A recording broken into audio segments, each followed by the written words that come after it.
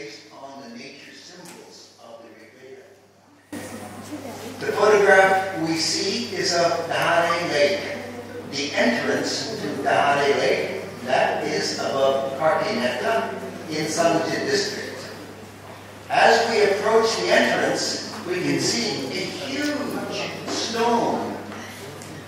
You can say upward standing stone. Now, that is the dominant nature symbol. We will see that as we enter. The idea of this new approach is to find in Rigvedic hymns, in this example, where a pillar is described. Now, in this Rigvedic hymn, it is Mandala 4, Sukta 5, verse 1, where a stone look through the remaining verses of the hymn to see if other nature associations can be found. In this case, it is the stone pillar. Now this is Galeshwar. Now when we enter Galeshwar, this is what we see. It is a huge rock and it looks shattered. Right? Now, in Mandala 1, Sukta 71, it is stated, the Vedic rishis shattered the rock with their cry.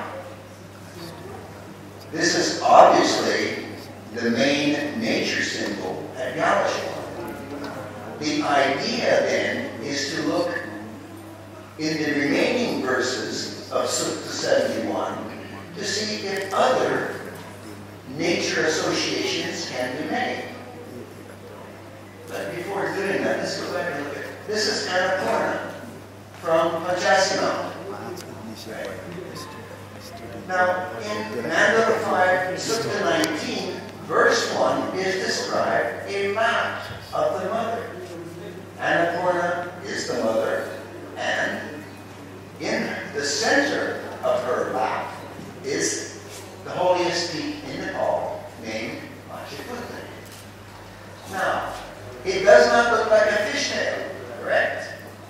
It looks like a flame in Mandala 5, Sukta 19. And I'm going to suggest that the original Rigvedic name was Mukta.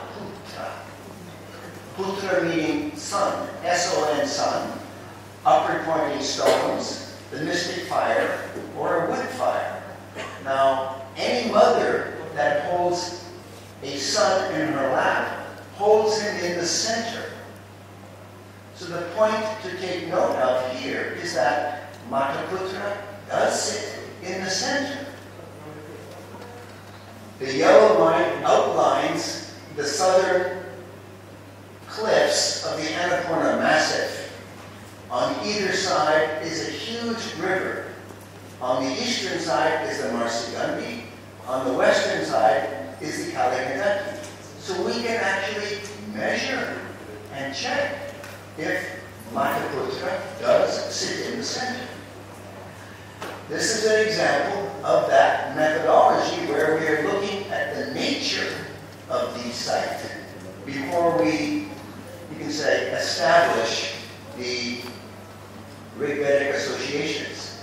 Now the purpose of this methodology is so that eventually there can be developed for Nepal a Rigvedic tourism project.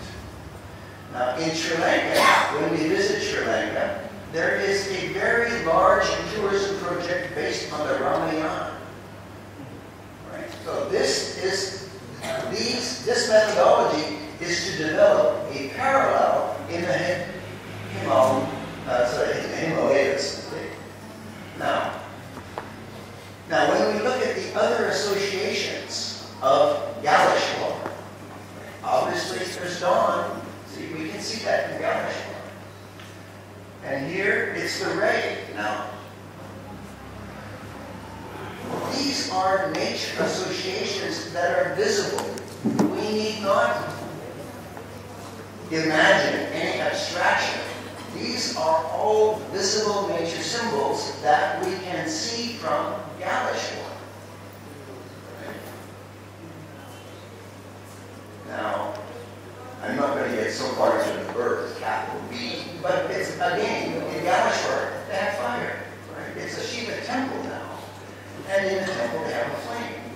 So that all of these nature associations, once they are established, can lead to a believable association of a Rigvedic hymn with a sacred Himalayan site. This is the Kalikandaki River that flows by Galeshwar. And the path is the pilgrimage route down to the river, where on Mela Day, people light fires in their offering. It states in the hymn that the fires become white. Sorry. Where am I here? When a fire is white, that has its spiritual association, which is what the Galeshwar site stands for.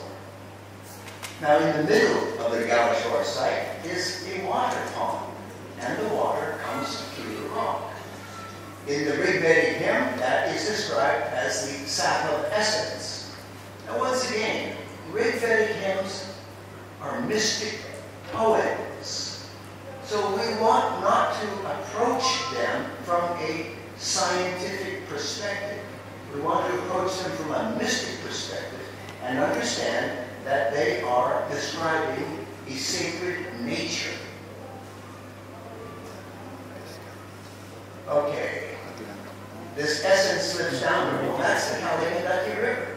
Right. And these photographs, at least the one on the right, is from the Kalikandaki River. And why do people have burning ghats? It is a holy river. You can say, in a Rigvedic poem, you would say, slipping downwards towards the ocean. The point is that the remaining verses of Mandala 1, Sukta 17 describe Rigvedic nature symbols that are visible from Galeshwar. So we can associate Mandala 1, Sukta 17 as a description of the nature site and begin a project to develop a Rigvedic tourism for Himalayan Nepal. The last verse talks about mist dimming a form. We can see that everywhere in the Himalayas. This is just again that the nature symbolism described in Rigvedic hymns is real. We can go there with a camera and take photographs of the nature symbols. And that is how a new methodology can be presented for the study of the Rig Veda. That's all.